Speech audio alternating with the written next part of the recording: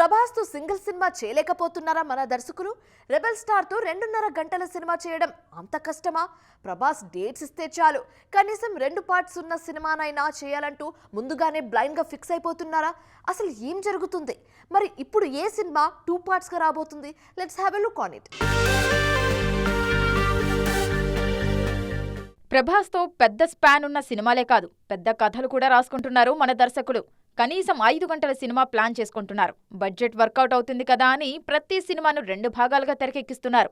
ఇప్పటికే బాహుబలి 2 పార్ట్స్గా వచ్చింది.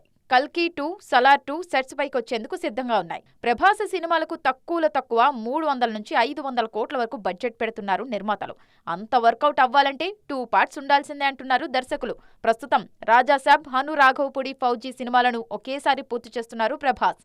ఇందులో రాజాసాబ్ 2 పార్ట్స్ సినిమాగా ప్లాన్ చేస్తున్నట్లు ప్రచారం జరుగుతుంది. వరుసగా సీరియస్ సినిమాలు చేస్తున్న ప్రభాస్ మారుతితో తక్కువ బడ్జెట్ లో సరదా సినిమా చెయ్యాలని రాజాసాబ్ షురూ చేశారు. ఓఎస్ఎస్ ఫర్టిలిటీలో అమ్మ నాన్నలకి పర్సనలైజ్ ట్రీట్మెంట్ ఇచ్చారు. In the good hands of science. Mummy daddy అవ్వాలంటే ఓఎస్ఎస్ కి కాల్ చేయండి. కానీ రాను రాను ఇది కూడా భారీ బడ్జెట్ అయిపోయింది.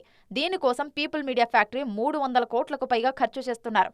దీనికి సైతం మారుతి సీక్వెల్ ప్లాన్ చేస్తున్నారంటూ టాక్ వినిపిస్తుంది. ఇప్పుడు ఆల్రెడీ కల్కి, సలార్ సీక్వెల్స్ ఎప్పుడొస్తాయో క్లారిటీ లేదు. ముందైతే స్పిరిట్ పూర్తి చేయాలని చూస్తున్నారు ప్రభాస్. అంతలోనే రాజాసాబ్ సీక్వెల్ కూడా అంటే కాస్త కష్టమే. అయినా ప్రతి సినిమాను 2 పార్ట్స్గా చేయడం అనే ఆలోచన మంచిది కాదనే వాదన కూడా వినిపిస్తుంది ఇప్పుడు. మరి దీనిపై ప్రభాస్ దర్శక నిర్మాతలు ఏం ఆలోచిస్తారో చూడాలి.